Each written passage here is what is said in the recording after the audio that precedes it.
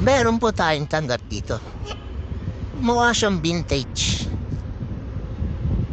Lorus ang brand niya.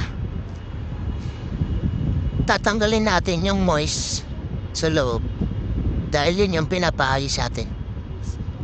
At turuan ko rin kayo kung paano magtanggal ng crown at paano maging maayos ang pagtanggal at pagsira. Manood lang po kayo. Tanggalin muna natin yung spring bar para mabuksan natin ang maayos. Patong muna natin sa patungan para di siya gumalaw.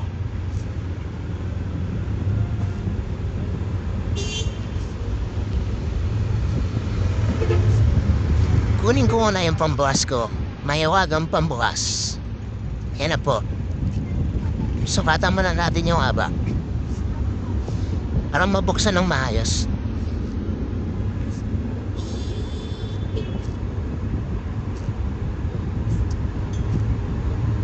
Ayan na, ikutin na natin pataas. Yun, namikot na. Parang ganyan. Yan, ikot mo pa. Ikot pa. O, diba?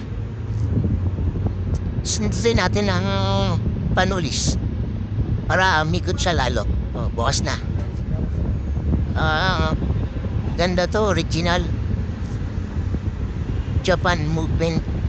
Ganito po ang pagtanggal ng crown. Panoorin niyo lang po para matuto kayo. Battery muna pala yung tanggalin natin. Pala desisyon na kayo. Sunod na yung crown. Ayan. Sundutin mo lang yung bilog. Ayan, hindi turo niya. Ayan, bilog. Pag sinundot mo yan, sira na yan. Ha, joke lang. Pag sinundot mo yan, ma-attack mo na yung crown. Parang ganyan. O, diba? Crown o kaya ang tawag yan, steam.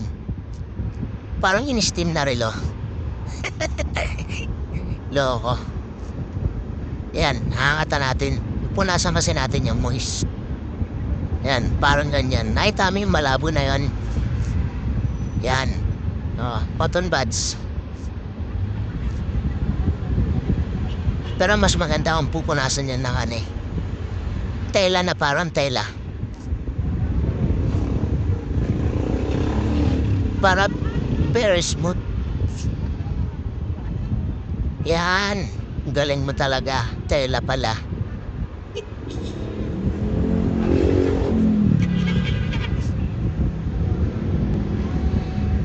Tsaka pala nagpad si customer ng pang waterproof niyan para hindi na mag-moist.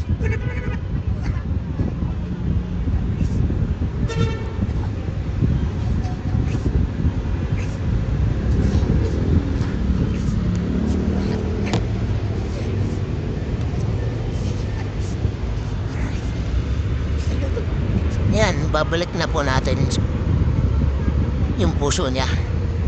Yan, balikan natin. Diba? Ang ganda na. Wala nang moist. Hindi na siya malabo. Babalik ulit natin sa patungan para hindi siya malikot.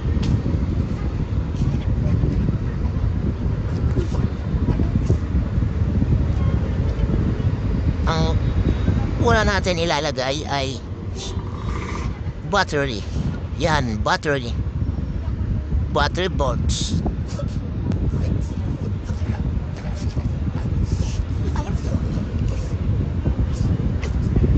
Tapos ang sunod ay yung steam or crown.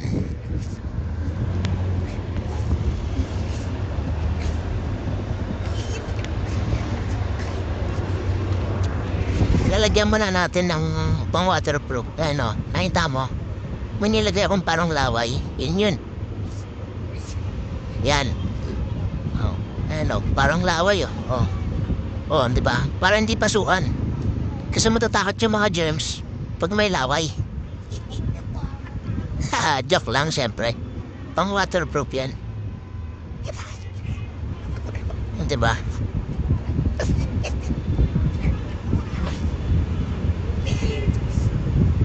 Yan, binalik na natin dahan-dahan. O, diba? Nalawayan na. So, naman natin nalawayan ay yung trap. Siyempre, pang waterproof ang tawag doon, hindi laway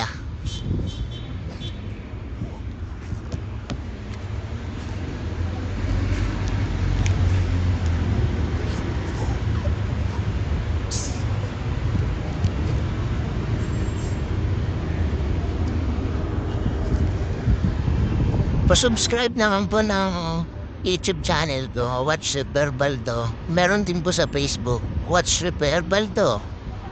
Thank you. Ayan po, lalagyan na natin ng pang waterproof yung takip, yung gasket niya. Pag may nilagyan na tayong ganyan na laway, hindi na yan papasukin kasi may laway na sa loob eh. Kaya hindi na makapasukan ng laway yan. Laway talaga yun, no? Pang waterproof yan.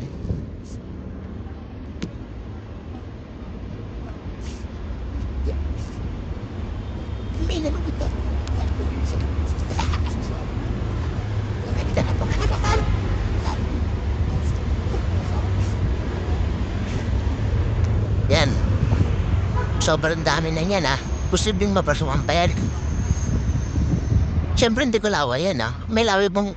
Ganyan ba yung laway ng tao? Sobrang lagkit. Ayan, dinosaur. Siyempre waterproof yan. Ganyan yung waterproof liquid na malapot. Yan, balik na natin yung cover niya na green. Tapos babalik na natin yung takip. Kasi...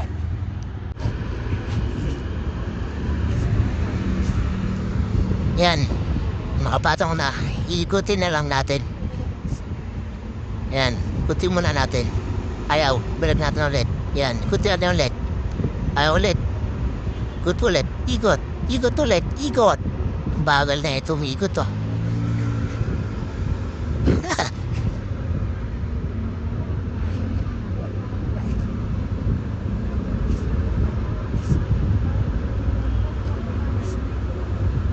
Sinilip na muna, baka may umangkla. Pero wala, yan, umikot na. Uy, lumabas yung ano, yung isaw. Nakita niyo yan, lumabas yung isaw, kulay itim. Ako nakita ko. Kailangan wala, hindi niya nakita, umikot ka na. Balik natin ulit. Napitaan niya na, yun, nakita niya yung isaw lumabas. Bubet lang natin ulit. O, di ba? Wala na. Di ba? Ang galing.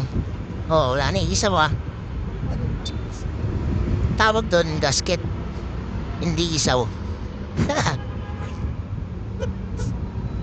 Yan. Sige ba na? Yan. O, okay na siya. Tanggalin na natin sa patungan. Babalik natin yung spring bar. O, di ba? Yun o. O, susundutin mo na lang. Mas malapit na matapos. O, di ba? Thank you for watching. O, flex na ulit. O, wala nang moist. Maraming salamat.